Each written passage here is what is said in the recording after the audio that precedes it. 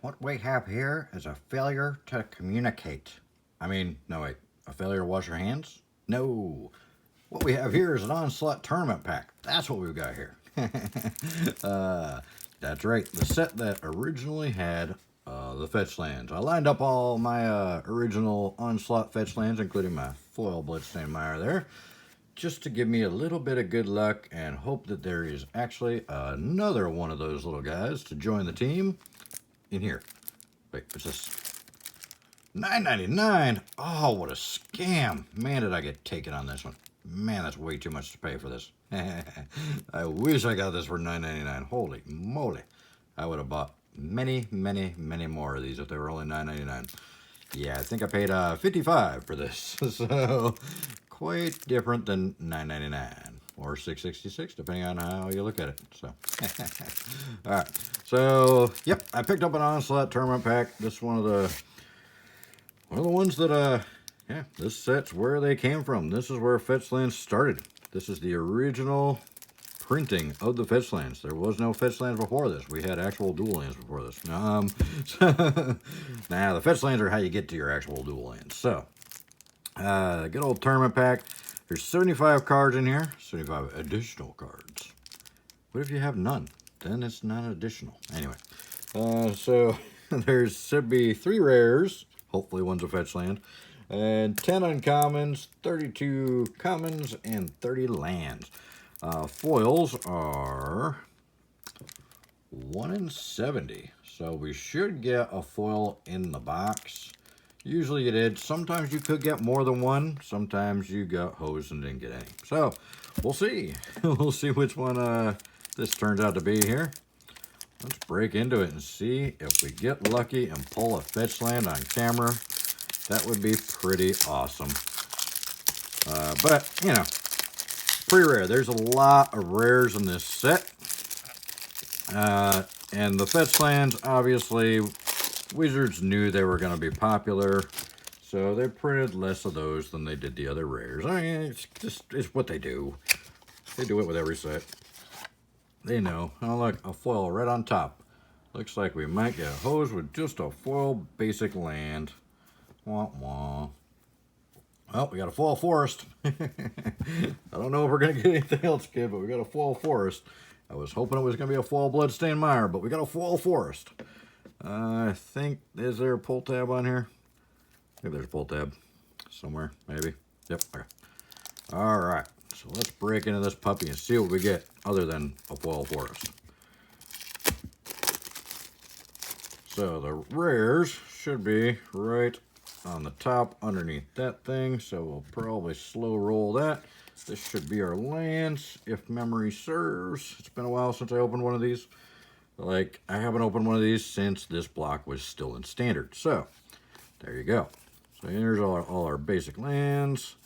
The lands were okay in here. I kind of like that island a little bit as far as the artwork goes, but they were kind of lackluster. I mean, this was kind of that weird middle area where the artwork was kind of like some cards were really good, and then some cards you're just like, like that one was pretty cool. I like that one.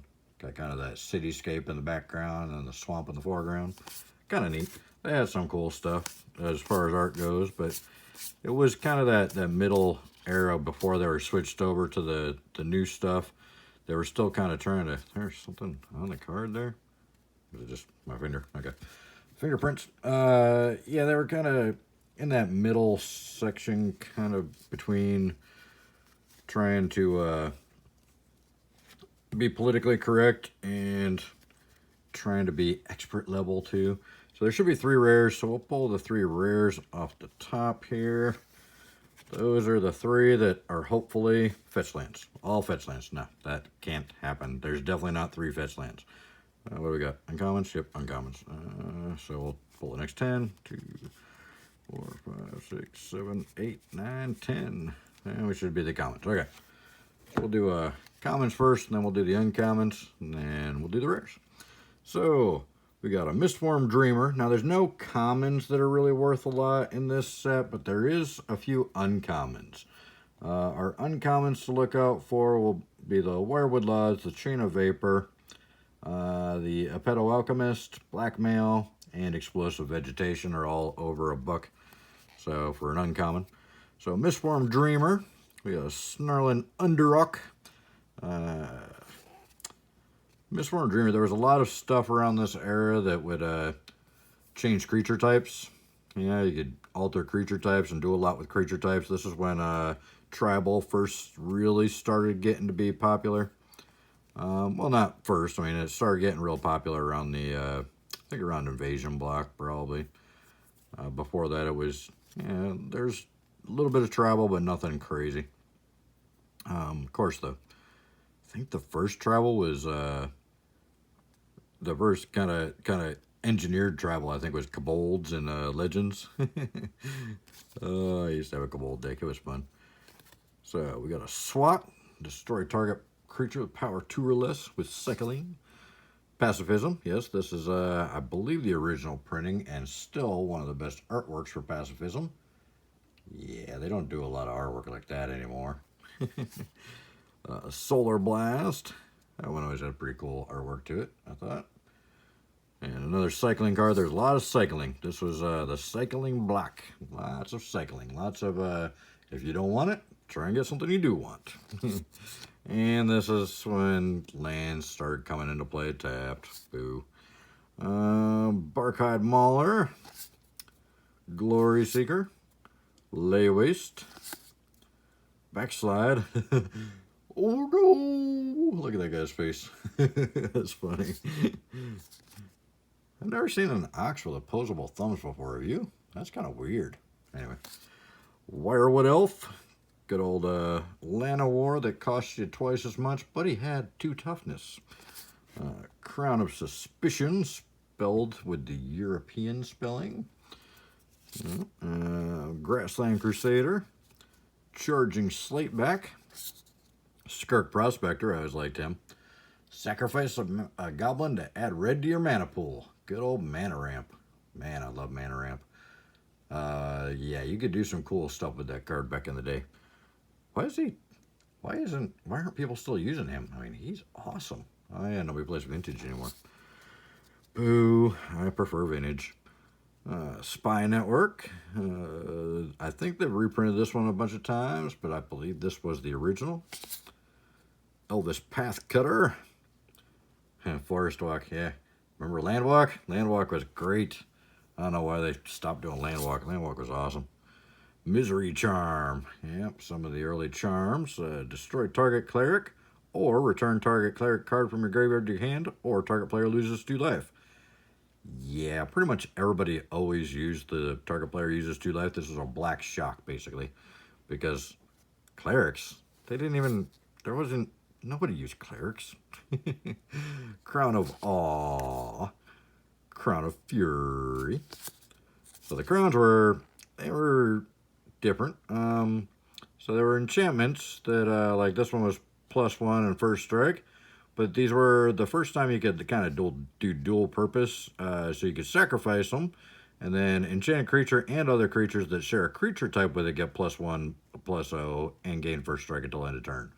So you could have it on one creature, or you could sack it to give all your creatures that shared creature type with it the same benefit until the end of turn, then it went away. Information Dealer. Doing a little backhanded shady deal on the streets there. Leery Fog Beast. Goofy looking artwork on that.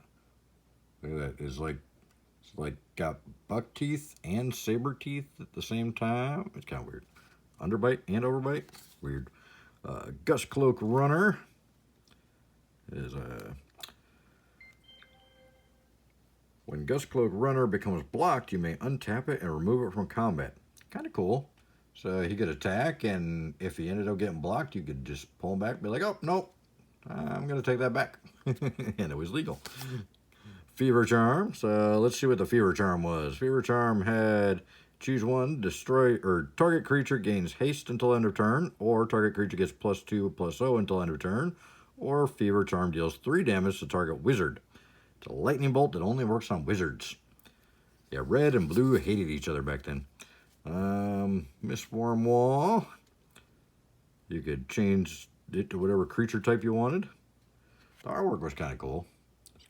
It doesn't look misty. It looks more like an old wet sheet or something. But yeah, whatever. Wirewood Herald. I stacked this guy in a lot of elf decks back in the day. He was pretty handy. When he's put into a graveyard from play, you may search your library for an elf card. If you do, reveal that card and put it into your hand, then shuffle your library. So he was a little expensive because he was a 2-drop 1/1, but you could usually pull up a much more useful elf just by sacking him to a Skull Clamp or something. So, Spined Basher. Gravel Slinger. This was a rare card for back then because white didn't really have much in the line of direct damage at the time. I don't think white had really much of anything. So Gravel Slinger deals 1 damage to target attacking or blocking creature. So that was very rare. It was a 4-drop for a 1/3, but it did have morph. So there's that.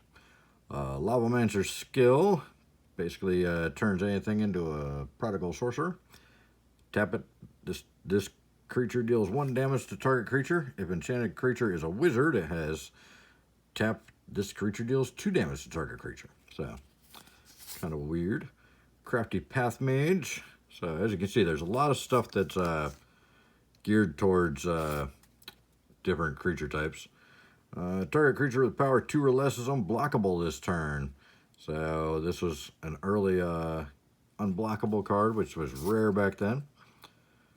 Tree Spring Lorien. Now we had Landwalk, which made them unblockable, and Fear, but they don't have those anymore. And our last common is a Pedo Dredging. Return up to 3 target creature cards of the creature type of your choice from your graveyard to your hand. So again, very creature type related, very tribal based set. So there's our commons. Let's check our uncommons. Like I said, there's a few in here that are worth some money. Crows and Groundshaker is not one of them, but I always love the artwork on this guy. Look out. It looks like he's almost laughing. He's like, yeah, I'm going to tear you up.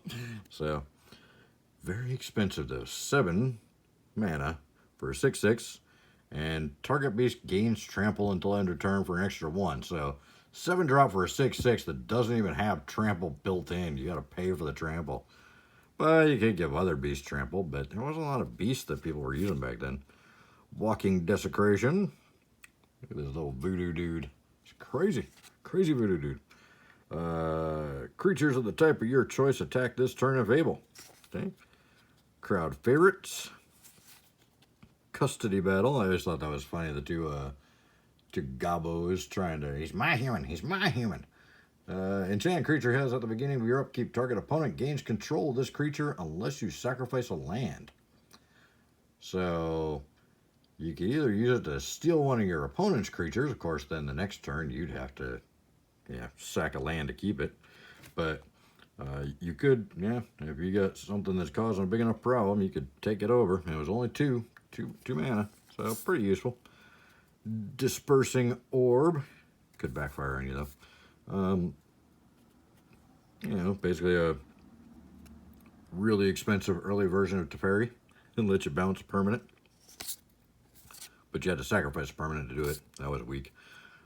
Fright Shroud Courier. Improvised Armor. Snapping Thrag. And Mistform Stalker. Okay, I think that one... I think he might be worth a little bit. Was he? Nope. Okay. No, he's not. And then Venom Sprout Brachus. Okay, so not a single uncommon that was worth anything. Playability wise or value wise. Let's see if we get a Fetchland. If we don't, then I just wasted a lot of money for nothing. Alright. First rare is Mana Echoes. Mana Echoes actually is a really, really valuable card. So, what's on there? Okay. Just dust from the playmat. Okay.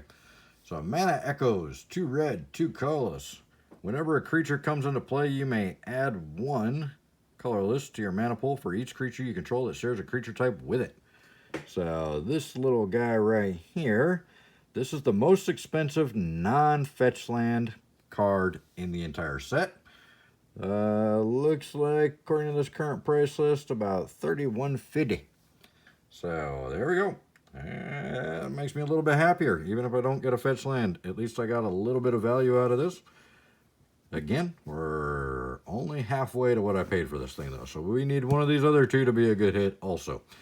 Let's see what's behind door number 2. Hey! Look at that. A Bloodstained Mire. I paid for the pack. It's amazing. I never thought I would actually pay for the pack. I never thought I'd get a fetch land. There you go. A pack fresh Bloodstained Mire pulled on camera. How you like that? Minty. Very minty. Good centering. Yep. Yep. If I wasn't a player, I'd send this off for grading. But yeah, I'm a player. I'm going to use it. So there you go. Pack fresh Bloodstained Mire.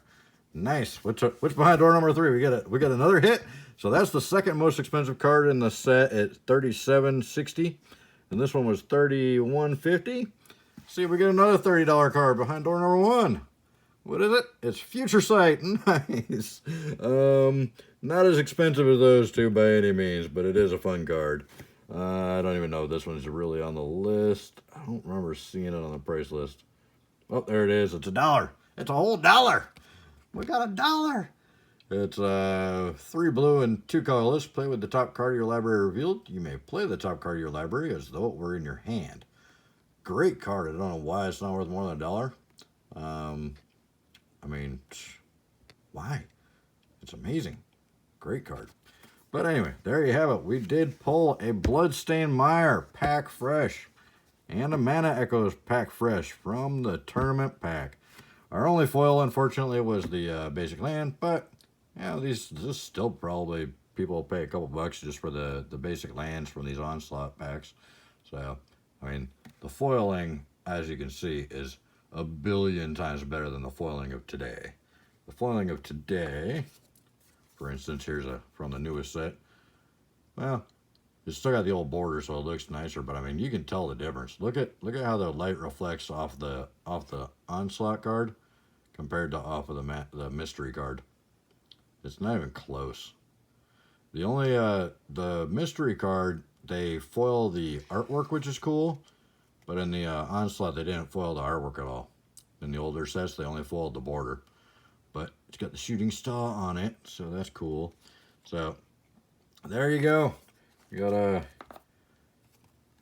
got a pack fresh Bloodstained Mire and a pack fresh Mana Echoes. So nice. I actually got my money's worth. That rarely happens on these old tournament packs. They're a huge gamble. I don't recommend buying them if you really need to get the value back out of them. If you're buying them because you want some cool old cards, the tournament packs are an inexpensive way to get a bunch of stuff, and you know the tournament packs can't be searched. If they're sealed, there's no way somebody got in there and changed out the cards and pulled out the good stuff. So they're safer than booster packs by far.